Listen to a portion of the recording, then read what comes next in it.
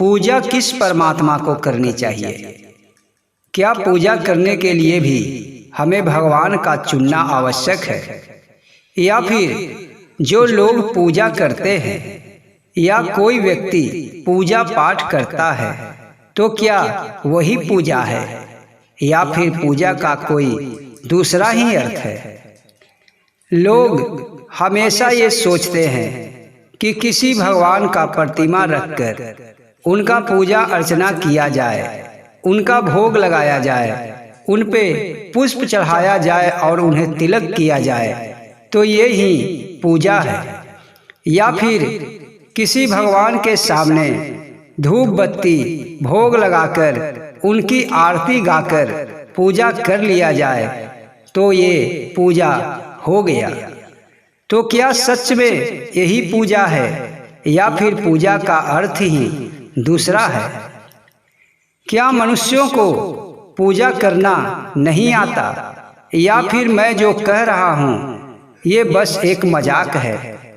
आपको ये वीडियो में ये जानकारी अवश्य ही प्राप्त हो जाएगी कि पूजा कैसे की जाती है और पूजा का अर्थ आखिर क्या है। तो वीडियो के अंत तक बने रहें, वीडियो छोड़कर कहीं न जाएं, क्योंकि हर व्यक्ति पूजा करता है, पर पूजा किसकी करनी चाहिए ये सच में बहुत कम लोग जानते हैं। तो अगर आप भी जानना चाहते हैं तो वीडियो के अंत तक बने रहें, और मेरे चैनल को अभी तक आप सब्सक्राइब नहीं किए हैं तो सब्सक्राइब कर लें। तो चलिए जानते हैं कि पूजा कैसे करना चाहिए और किसका करना चाहिए।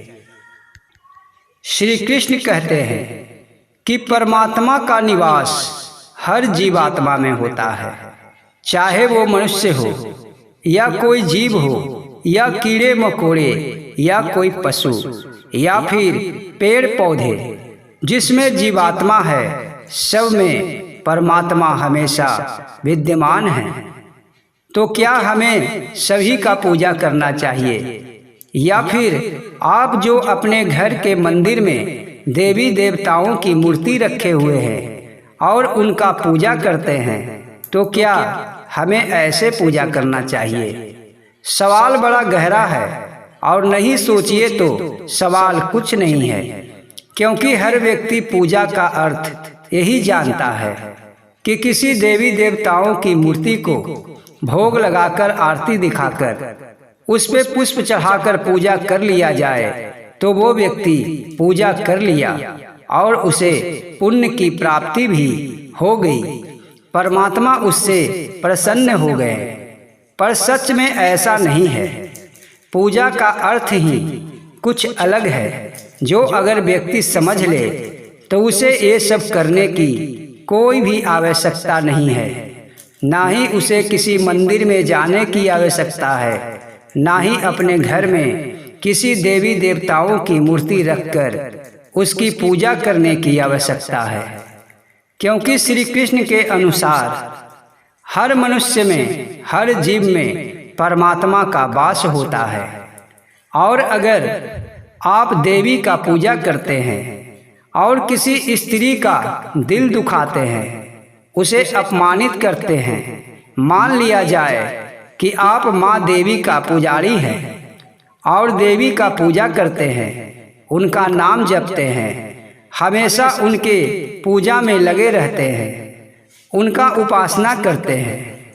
पर अगर आप अपने घर के माँ बेटी या अपने पत्नी का अपमान करते हैं तो इससे ये पूजा व्यर्थ है, क्योंकि हर किसी में परमात्मा का वास है, स्त्रियों में देवी का वास है। और एक तरफ अगर आप मूर्ति का पूजा करते हैं और जहाँ जिसमें साक्षात माँ देवी हैं उनका अपमान करते हैं तो ये पूजा से आपको कोई लाभ होने वाला नहीं है, क्योंकि जब देवी का अपमान होता है और एक तरफ आप मूर्ति का आरती उतारते हैं तो जरा सोचिए, आप एक तरफ देवी का अपमान कर रहे हैं, उसको सता रहे हैं और माँ देवी का पूजा भी कर रहे हैं, तो माता देवी आप पे प्रसन्न कैसे रहेंगी? चाहे आप किसी भी देवी देवताओं की पूजा करते हों, चाहे आप भगवान श्री कृष्ण का भक्त हों या माँ दुर्गा का या फिर सीताराम का पूजा करते हों या बजरंगबली का या भोलेनाथ का, पर इतना याद रखें, हर मनुष्य में भगवान का वास होता है। और अगर आप पूजा अर्चना करते हैं और किसी भी जीवात्मा को तकलीफ देते हैं तो आपका पूजा व्यर्थ है। इससे अच्छा है कि आप हर मनुष्यों को प्यार करें।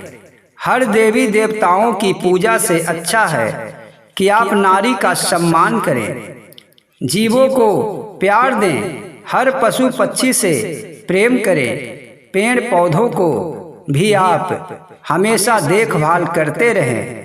इससे अच्छा पूजा और कोई नहीं है। जैसे आप भगवान सूर्य को स्नान करने के बाद जल देते हैं तो पिता सूर्य के समान होता है। अगर आप अपने पिता का अपमानित करते हैं, उन्हें कुछ शब्द बोलते हैं, तो आपको ये सूर्य का जल देना व्यर्थ है। माता चंद्रमा का प्रतीक है।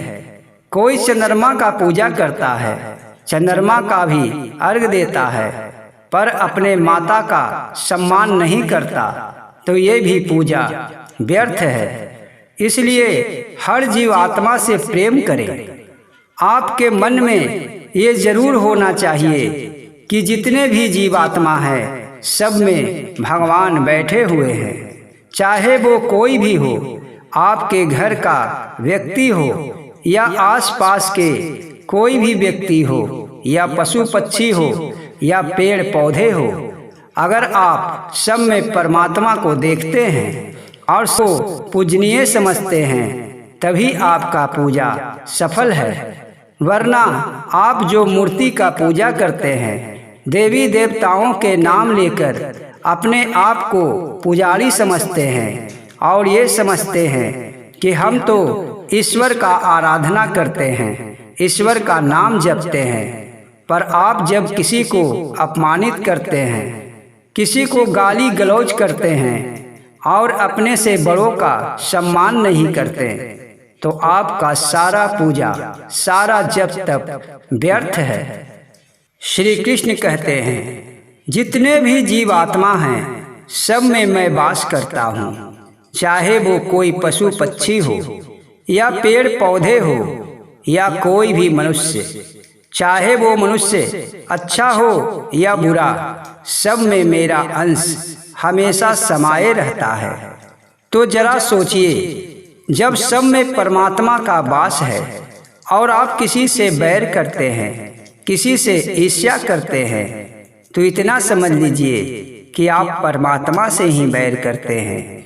तो फिर ये दीपक जलाने से क्या फायदा, भजन कीर्तन करने से क्या फायदा, जब आपका हृदय ही स्वच्छ नहीं है, जब आपके मन में किसी दूसरे के लिए पाप छुपा है, तो आपका ये पूजा, ये भजन, ये सत्संग सब व्यर्थ है। जब तक आपका हृदय साफ नहीं होगा, सबके प्रति प्रेम नहीं जगेगा, चाहे वो कोई भी हो, अपना हो या पराया, सबको ईश्वर के रूप जब तक आप नहीं समझते हैं, तो आप किसी को भी पूजा करें, आपको कोई फल नहीं मिलेगा। क्योंकि सबसे अच्छा पूजा यही है कि आप किसी को दिल न दुखाएं, उसकी सेवा करें।